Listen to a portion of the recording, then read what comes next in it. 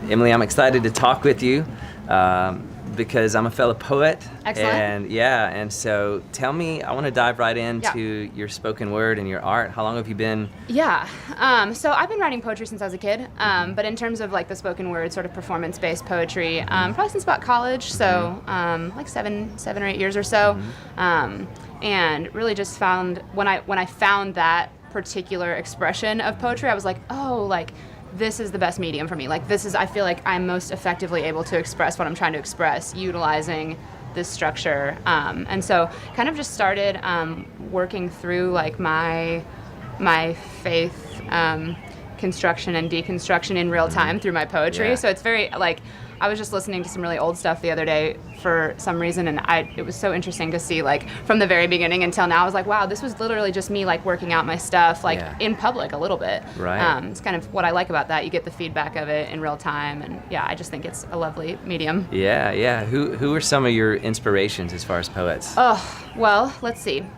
I love, like, so if I'm like in a really like poetic mood, like I'll just go and watch like all the button poetry on YouTube for like hours and hours, just like make the playlist or whatever. I really love Alicia Harris and Joshua Bennett. The Strivers Row out of New York has been really inspirational for me. The person that first introduced it to me in real life was my friend Micah Bournet, who's also a spoken word poet, and he and I have worked together for many years and still do events and stuff together to this day, so he's really great. And I don't know, like I really am inspired by like the people that I know. Like when I have like, I love being a part of like the poetry community and the artist community, because I'm way more inspired by somebody if I like know them and I know their story. I love when my friends write poetry. Like I'm mostly inspired by that too. That's good, yeah. Yeah. How would you say that, because you mentioned that poetry and spoken word helped you process a lot of what you've gone through.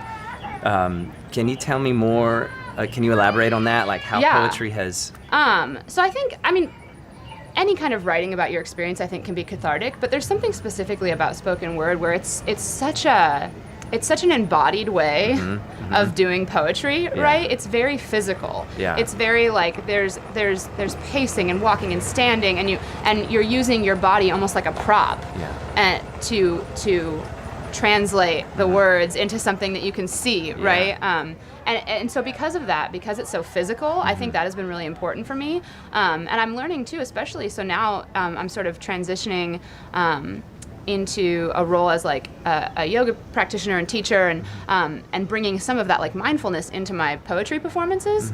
And I'm realizing like, oh, this is like, we have to feel stuff in our bodies. And I think that's what's powerful about spoken word poetry. That's what's powerful about yoga as well, where it's just like we're feeling this in our bodies. We're asking ourselves like, where can we feel this feeling in our bodies? Yeah. And that is like such a powerful question.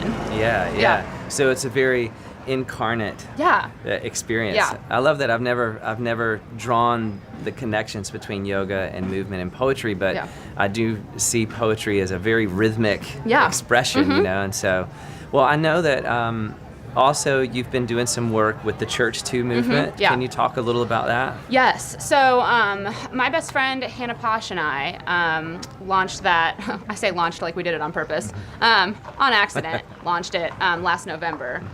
We were inspired a lot by Tarana Burke, Me Too, the movement that's been going on for a decade now at this point, but had really just been gaining steam last fall with a lot of accusations against powerful men in Hollywood and Washington.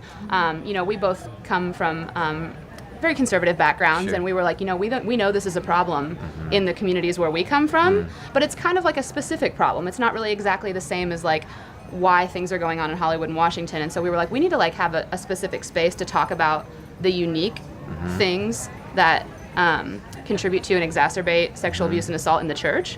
And we Hannah and I have been doing work around, you know, purity culture and sex education and faith and gender and sexuality for a really long time. And so this seemed kind of like a natural extension of that. And so we've been doing a lot of stuff with that since November. That's become like another side job basically as well. Wow. Yeah. Is your poetry connected with that movement as well? I've written some about faith and sexuality. I hope to now that I've sort of had some more time to like sit on some of those things. You know, sometimes I'll write poems, and by the time I put them out for public consumption, I like don't agree with them anymore. You know what I'm saying? Totally. I feel like I've needed a little bit more time. Yeah. I have some poetry on faith and sexuality. I'm hoping to write more about that in the future and sort of connect all of these like puzzle pieces of my life's passions into something that somewhat resembles coherency. Yeah. So what would you say is another of your life passions? I know you've got poetry and yoga and these things you're doing. What's something else? I mean, there's not a lot of things that I'm passionate about that I don't try to do as a job / monetize. I'm sort of like, do I love something? Like, how can I do this as like a job? How can I like make a life out of this? So yeah, I mean, those are my really big things. Like, and I think the thing that ties all of those things together is this idea of like embodiment and embodied justice. Like, I want to be the body person. You know what I'm saying? Like, because we have to talk about our feelings. We have to ask where we feel them in the body. We have to practice mindfulness, and that's where a practice like yoga and meditation can be really helpful. And then we have to like heal the body wounds. Right. Which is what sexual abuse and assault is. And so all of these things to me are sort of connected together with this idea of bodies and embodiment. And I think that's what I'm passionate about, is like helping people love and heal and be connected to their bodies. Because like, so good. Like it or not, like that's all this is the one we got. Right. So like, you should love it. Yeah, that's amazing. Emily, it's been awesome talking to you, and best wishes on everything you're doing. Thank you. I appreciate it. Awesome.